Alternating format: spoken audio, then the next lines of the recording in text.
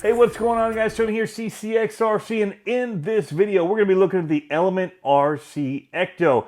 I'm going to be showing you what is under the hood, talking about what it says on the box. We're not going to do a typical unboxing. I've already had this out and on the trail, so I have some run footage to show you in this video as well. So we're going to get to it right after the break.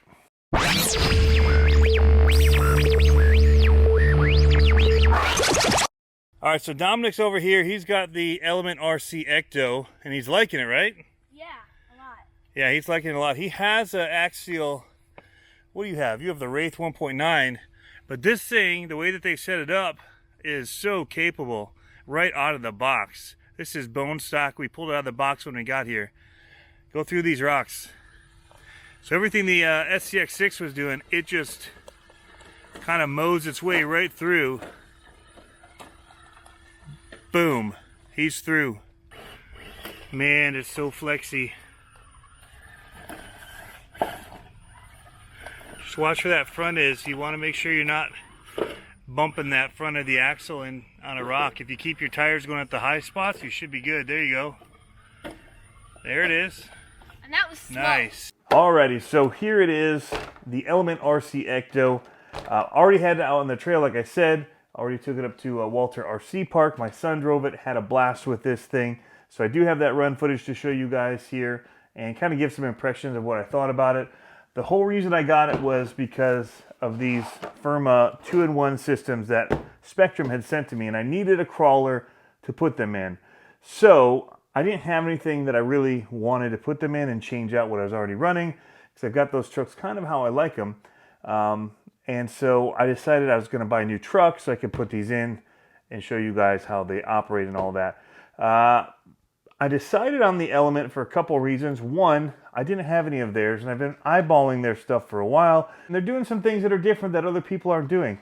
And this one is, again, very similar in that vein of doing it different. So it's similar to the Element RCs in that it's different in the way they're doing things than the other companies. So let's talk about a few of those things. But yeah, these are the Spectrum 2-in-1. It's a brushless censored motor ESC combo. We're not going to show the install of this in the video. I just want you to know some of the upgrades that I've already planned to do for it. I think I'm going to do a 2300 kV in here instead of the 1400 just to have a little bit more wheel speed. So yeah, we'll talk about that. I've already had mine out. It's already scraped up. I've already got stickers put on it. So when you get it out of the box, it doesn't have the little antenna things installed. If you do want to install those, you'll need some kind of a body reamer is what I used, or a little drill bit to drill in 2 little holes. And yeah, I opted to put the other antenna in the back. So it'd be more something you'd see when it's driving from the back here. It's just kind of tucked in. I didn't want to put it on top. I got my sticker on the top. I wanted that there. And you have to install the mirrors, but the mirrors already have the holes pre-drilled to install them, and they give you a little plastic piece to clip them in with on the inside. I opted to also hot glue all of mine in because I had lost one of those plastic pieces on one of the stock components that was already installed when they were driving. So I thought a little bit of glue would do it. Other people will melt it, the plastic that goes through, which will make it kind of flattened and bigger than the opening on that piece. And so that's another way you can keep them from coming off. I opted not to do that just because I have a soldering iron all set up. The body, I like it. The wheels are exposed, which is awesome in the rocks. I think that's what my son liked about it so much. You could just weave it and get it in through everywhere. And I was out with the CCx6 and he was rocking this thing and doing a lot of the same terrain I was doing. And I was telling him, yeah, you're gonna have to like plan your route through. And he just went through like it was no problem, like he'd been doing it all the time, which he doesn't run RCs that often. So I do like that about the body. I like the stylings of it. Kind of looks a little bit like the Power Wagon or some of the other ones, the J Concepts Creep body that was out before. So that styling is pretty cool, pretty popular. Overall, I dig it. I like the kind of race feel of it that they've got, the little roll cage here in the back, the step down bed of it. And the plastics and everything feel good. And again, at mine, I just took a bunch of stickers and stuck it on there. J-Concept's going to be running J-Concept's tires on here. We'll talk about that in a minute. Spectrum, because we're going to run the Spectrum motor. Reefs RC, we'll probably end up dropping a Reefs RC servo in here, probably a 422 HD. It's what I typically put into my crawlers, so I think this will probably get the same treatment. Okay, overall we like the body. Nice and good. So one of the things we'll talk about is that it does have a shorty pack battery tray in it. But it also does come with a full-size battery tray that you can install into it in the parts. So there's a couple of rod ends in here for parts, a couple of pivot balls that are just plastic. Looks like you got a servo horn, plastic servo horn, and then you've got something that's nice is it does, in case you want to do a different type of body, it does have another type of body post in here that you can use. And then it had the antennas here, which I think are super cool little additions. So I decided to put it on. So yeah, you do have a typical stamped like C-channel type frame that runs through here with bracing. The shock hoops here do have multiple spots, and it's nice because they've threaded the inside of them in here. So you just screw right into it. You don't have to have a nut or whatever. They thread right in there. And there's multiple mounting positions. Looks like there's about 5 options of where you can put your shock on there. So that is nice. Battery is not left plugged in. I did decide to just go with, I had some of these Venom crawl packs, and I have some that were already easy for me to just go to the Deans or the T-plug that it came with on here. So the one thing is, I don't see a power switch, haven't found a power switch, so the second you plug in, it powers up, which also means you better remember to unplug it or you will be puffing a lot of batteries.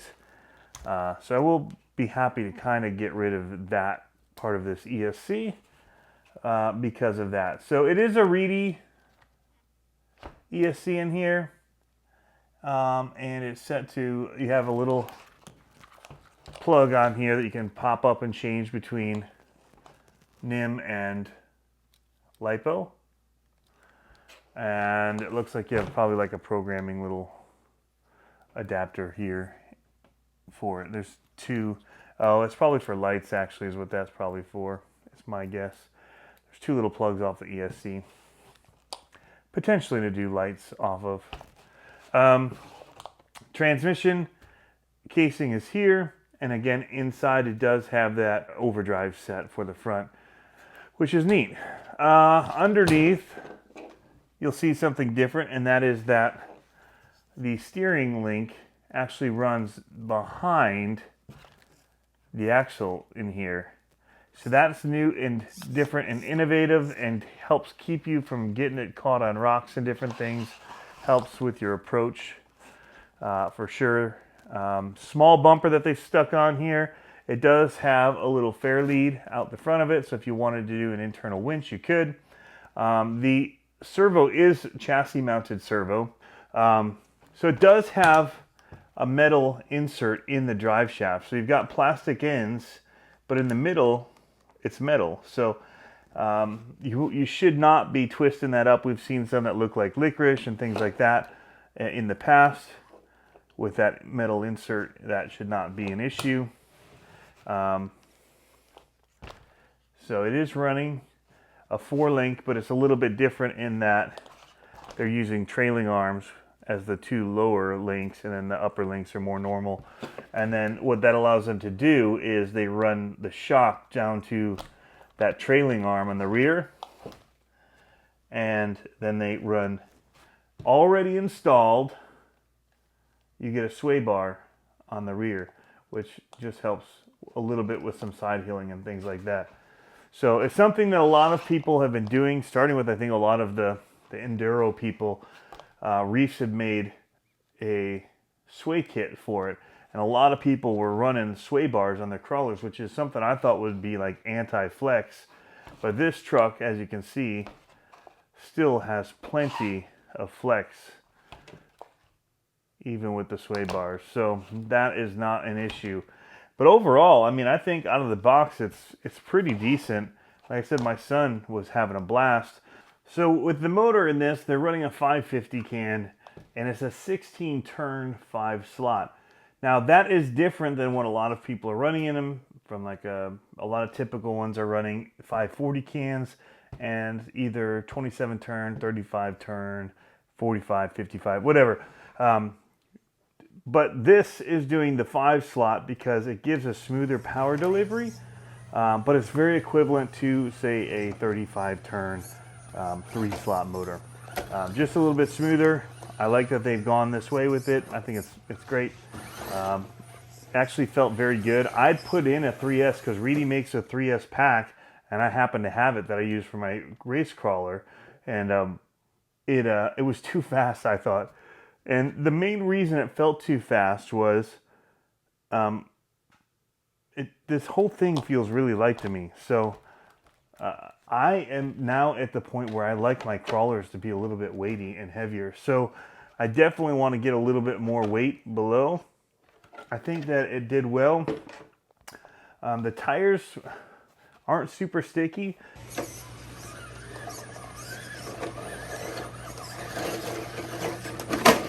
Oof.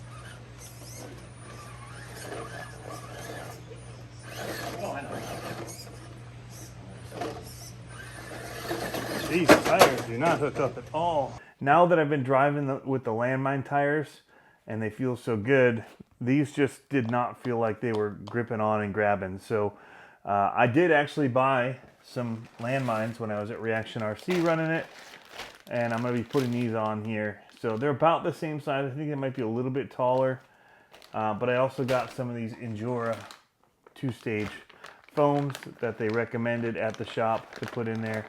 And these are actually pretty heavy themselves, so this will add some weight to the wheel as well.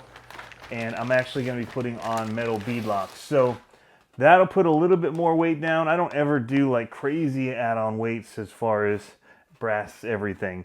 That's not something I've gotten into yet. Maybe we'll try it, but I've seen some people running really good with this, and so I am definitely curious to see how it will do with some of the upgrades that we have bought, because I think it already does pretty well. And I was driving one-handed again, and that's always, you know, makes it a little bit more difficult. But if I was doing a comp or something, I'd definitely be doing it two-handed driving, and yeah. But overall, I mean, so those are some of the main things that I noticed with this. Was the behind the axle steering link, then the 5-slot motor, the metal drive shaft in here, center piece, the sliding centerpiece, and the sway bars, trailing arm setup, and it flexes a lot. And with this body, I mean, it just gets all kinds of crazy flex. The whole thing moves so well. It's almost like it's almost comp crawler in the way that it flexes, which is, it's pretty slick. So I will be using a Spectrum battery in this shorty pack that I have for my race cars, because it has an IC3 on it. So I'm going to keep this battery tray, and when I switch out the motor on here, it'll actually be about the exact same size. So it's almost like a 550 size. It looks very easy to actually get in here and get to that, so that should be no problem to do a motor swap. And we'll just remove some of this extra stuff, and we will go from there. So I think those are the main things that I'd seen about this. I will show you really quickly in the manual the gearing. These are officially licensed to General tires. They are the grabber tires by General. They were all right. It's hard to tell. It was a little bit damp in there. So it may have been slick because of that. Again, my son, when he was running, he was getting through everything with them. And I was struggling a little bit with getting up some of the stuff that my Vanquish had no problem with the landmines on it. So one thing I haven't talked about, and I usually start with early on, is the radio. This is the XP130, and very similar to the things that I've gotten with other Associateds. And it has on the top here your trims, and then you've got your endpoint adjustments and your dual rates. And so it's pretty slick that the way that they've set this up. But yeah, pretty decent. worked all right. Again, I don't like that I couldn't one-handed drive it very well. So even when I was one-handed driving with this, it wasn't as good as I normally do because I can't really reach this with my thumb. It's a bit of a stretch. So I was having to kind of roll it against my side, you know, just sitting here, kind of rolling down my side as I was going. So that didn't help at all either. Here it is on 2S, and you can get a nice smooth crawl. And the wheel speed, even on 2S, definitely not bad. So overall, I think it's a pretty good value for what you get for the money with this. And I think that you're going to see a lot of people running these where they are doing some comps. They'll be selling these. All right, so looking at the manual. The manual is actually very well designed. I will say that. All right, so here we go. Looking at the manual, it shows you the gearbox and the setups that you can do for it. Now, there are two configurations shown at the bottom because you can flip the transmission in here if you want to have your motor facing forward or facing the rear. So that's something that people have personal preference about. And if you wanted to switch that, you'd have to switch the internal gears. But there are several different orientations that you can do and different percentages of overdrive that you can get. And the overdrive is helpful because when you are doing the rocks, it does help pull you up the rocks. And it's definitely noticeable when you are driving it with overdrive, and it's pretty nice. So anyway, guys, that is a quick look at the Element RC Ecto. I'll have links in the description below where you can buy this. I know that a lot of local hobby shops carry them. Our local hobby shops have been carrying them. In fact, I saw one running, and that's what made me want to do this. Anyway, guys, thanks for tuning in as always. Catch you next time.